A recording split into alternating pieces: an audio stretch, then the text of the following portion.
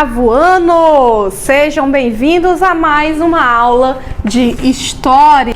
Vamos começar aqui um novo assunto. Aconselho você a se ligar e a entrar comigo no aviãozinho da história. Traz o avião aí, se segura que tu vai sair do Brasil. Vamos pegar o nosso aviãozinho e partir direto lá para a Europa para saber o que estava acontecendo lá nas gringas nesse mesmo período que a gente está estudando, né? O século XVIII. Hoje vamos estudar sobre o Iluminismo, tá? Na verdade, pessoal, qual era o contexto da época? Na época do Iluminismo, ou seja, o século XVIII, tá? Século XVIII. Quase toda a Europa é governada por reis absolutistas.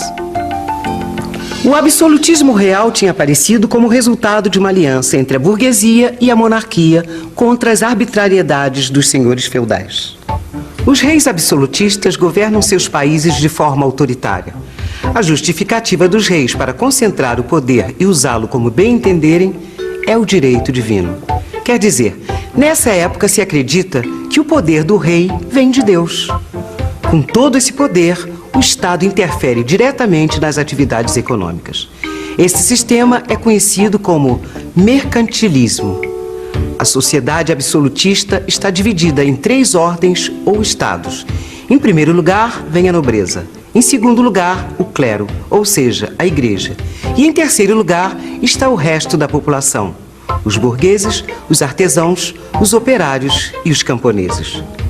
Mas começou a surgir um grupo de estudiosos, né, que acreditavam que isso tinha que mudar.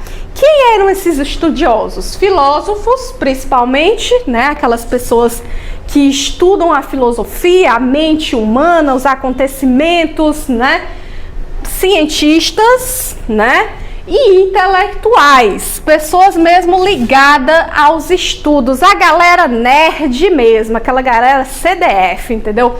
Então essa galera aqui começou a botar o tico e o teco para bater, começou a colocar o tico e o teco para bater, e quando o tico e o teco bate aqui dentro, começa a vir aí uns pensamentos diferentões, né, libertadores, que querem mudança, tá? E aí esses intelectuais começaram a fazer um movimento na Europa neste século XVIII. E esse movimento, pessoal, acreditava num propósito: mudar a sociedade, mudar a cabeça das pessoas, porque eles achavam que a mente dessas pessoas eram muito atrasadas, tá? Pessoas que eram religiosas demais, que eram supersticiosas demais, que eram conservadoras demais, que eram preconceituosas, eram pessoas atrasadas, pessoas que não saíam, não evoluíam, entendeu? E eles acreditavam que essa sociedade precisava crescer. A gente precisa sair dessa mesmice aí, dessa coisinha, entendeu? A gente precisa alcançar patamares mais elevados, temos que mudar essa realidade, gente, acordem, que isso aí já é coisa do passado, entendeu? E como é que a gente vai mudar essa sociedade? Através do uso da razão. Os iluministas guardam essa informação, tá? Os iluministas, eles colocavam o uso da razão, ou seja, o pensamento, mais do que o coração. Pensa mais com a cabeça do que com o coração, entendeu? A razão acima de tudo. Se você quer comprovar uma coisa, você só pode saber se ela é verdadeira se tiver um estudo científico, né? Ali a ciência provando, se você refletiu sobre isso, se você foi investigar, se você foi pesquisar. Então a razão deve dominar o corpo e a sociedade. Vamos deixar dessas superstições, dessa religiosidade, que isso não leva ninguém para nada não. Temos que usar a razão. Então esses iluministas aqui acreditavam que a sociedade, o mundo só iria mudar quando as pessoas tivessem mais educação, porque o tique e o teco vai bater melhor se você tiver educação, tá? Então eles tinham o propósito, né, de iluminar a sociedade, iluminar de luz mesmo, tá? Porque eles acreditavam que as pessoas viviam no escuro, num quarto escuro, e que precisava de luzes, abrir as luzes aqui, as lâmpadas, as velas, não sei o quê, que é para poder as pessoas enxergarem melhor as coisas que estavam acontecendo diante delas. Abrir os olhos, os dois aqui, ó, bem abertos. Então, o propósito era iluminar o mundo através da educação. E isso é correto, pessoal.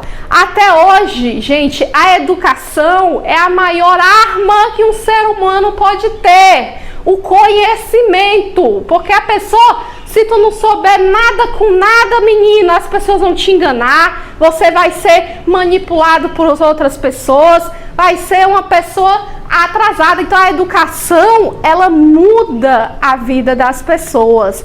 As pessoas passam a ser mais inteligentes, mais espertas. Então a educação tinha que chegar para todo mundo, tá? Era isso que defendia esses iluministas aqui. Por isso, por conta desse propósito de iluminar, que esse movimento, tá, foi chamado de iluminismo, tá bom? Porque eles acreditavam que eles, estudiosos, intelectuais, iriam levar o conhecimento, a educação, fazer com que as pessoas usassem a razão e essas pessoas iam ficar mais iluminadas. É por isso que o século XVIII foi conhecido como século das luzes, por conta desse movimento aqui, tá? Ah, professora, mas esse movimento aqui não deve ter se espalhado pelas outras partes do mundo, não. Isso aqui é besteira, sabe? Besteira total. Isso aí só para aqueles caras nerdão mesmo, que gostam de estudar. Isso eu não quero pra minha vida, não.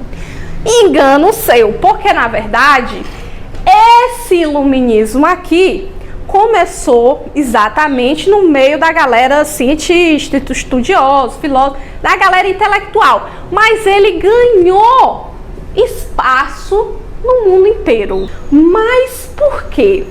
Pelas ideias revolucionárias que eles pregavam. A ideia principal, além de levar a luz para o mundo, né, iluminar o mundo com o uso da razão, tá? Eles queriam combater, pessoal, mesmo, era a forte religiosidade das pessoas, diminuir o poder que a Igreja Católica tinha na vida das pessoas, deixar as pessoas mais livres para ter conhecimento sobre outras coisas. As superstições, esse negócio de passar debaixo de escada, a chinela dobrada e não sei o que, superstição. Vamos acreditar mais em magia, em bruxa não, tá? Preconceitos que eles achavam que contaminavam as pessoas. Ou seja, eles acreditavam que as pessoas naquela época estavam contaminadas por conta disso aqui, tá? E aí a intenção mesmo era combater este negócio, combater mesmo, tá? E como foi então que as pessoas começaram a apoiar esse movimento? Naquela época teve uma coisa importante que estava nascendo, que é a imprensa, tá? A imprensa até esse momento não existia, ok? Nessa época aqui passou a existir os primeiros jornais serem feitos. E esses jornais contribuíam muito para a difusão das ideias desses caras, entendeu? Das ideias dos iluministas. Os jornalistas que escreviam esses jornais, eles colocavam o que essas pessoas pensavam, as pessoas compravam esses jornais e aí todo mundo já estava sabendo o que essa galera pensava, tá? Ainda teve outra coisa, a enciclopédia. A enciclopédia foi o primeiro livro feito por esses iluministas aqui. Eles colocaram nesse livro aqui todas as informações que existiam no mundo. Por exemplo, de informação do básico até o científico. Você não está entendendo? Quais as roupas que as pessoas usavam naquela época, como era que eles entendiam, por exemplo, o nascimento do sol, por que é que as pessoas eram brancas e outras negras, todos os países que eram conhecidos naquela época, todas as informações que a humanidade sabia até aquele momento foi colocado nessa enciclopédia. Por quê? Porque essa enciclopédia serviria para o objetivo maior do iluminismo, que era levar o conhecimento. Ou seja, as pessoas que compravam esse livro aqui, elas iam ter acesso a todo o conhecimento que a humanidade já tinha até aquele momento. Então, essas ideias, elas se espalharam tanto, né, pelo fato delas serem tão diferentes, tão revolucionárias, que as pessoas passaram a ler nos jornais, passaram a conversar nas calçadas, nos bares, nos restaurantes, sobre isso. Poxa, esses caras realmente são corajosos, né? Sabe que eles têm razão? Que eu tô gostando disso? Porque, na verdade, muita gente estava cansada desse modo de vidazinho pacato, entendeu? E elas estavam se sentindo representadas, porque essas pessoas diziam, entendeu? Eles compreendiam o que elas diziam e queriam exatamente essa mudança. Então, esses iluministas passaram a propulsionar a mudança, a revolução, para que essa sociedade, para que essas pessoas começassem a mudar o pensamento e tentassem mudar a sua realidade também. Eu destaquei aqui apenas 3 iluministas, tá? São pensadores daquela época, filósofos, cientistas, mas lá eu vou destacar aqui 3 que foram importantes, tá? Temos aqui o Voltaire, né? O Voltaire era um francês que defendia a liberdade de expressão contra a censura da Igreja Católica. Como assim, professor? O que é liberdade de expressão? Liberdade de expressão é a liberdade que você tem para você falar o que você pensa. Nessa época aqui, você não podia falar o que você pensasse, porque vai que tu pensava alguma coisa que a Igreja Católica achava que era errada, que o rei achava que era errado. Cabeça fora, minha filha. Então, Voltaire aqui, ele defendia essa liberdade de você poder falar o que você pensa. E tem uma frase célebre dele que exemplifica bem o que ele pensava, tá? Posso eu não concordar com o que você está dizendo, mas lutarei até o fim para que você tenha o direito de dizê-lo. Ou seja, ele pode não concordar com o que tu está dizendo, mas você tem o direito de dizer o que você pensa. Essa é a liberdade de expressão e a censura tem que acabar. Ou seja, você não pode ser proibido de dizer o que você pensa, certo? O iluminismo, ele ganhou muita força, pessoal, principalmente na política.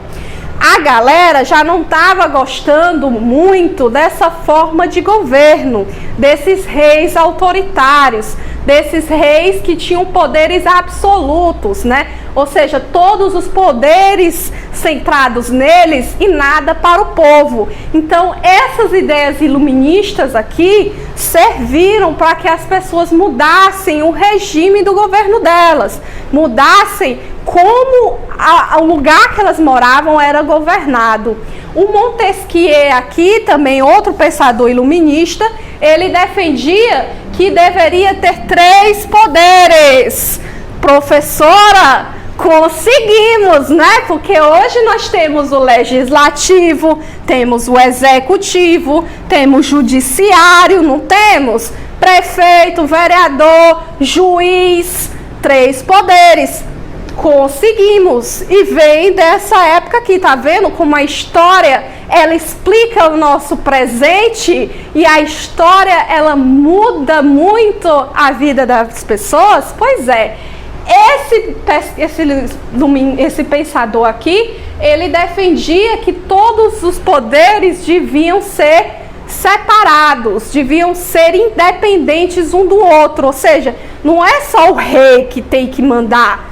Na verdade, esse poder tem que ser dividido e um não pode depender do outro, que é para ter uma democracia que era defendida por esse outro pensador aqui, o Rousseau.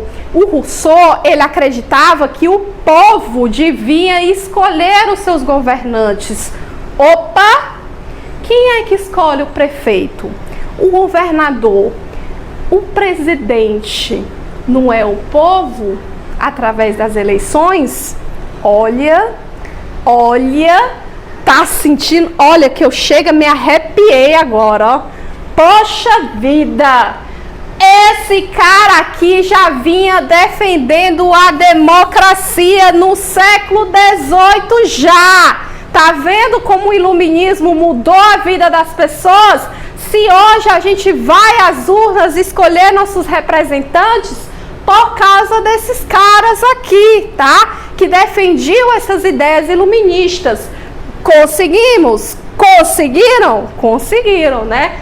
Hoje, o povo é que manda, o povo é que escolhe, tá certo?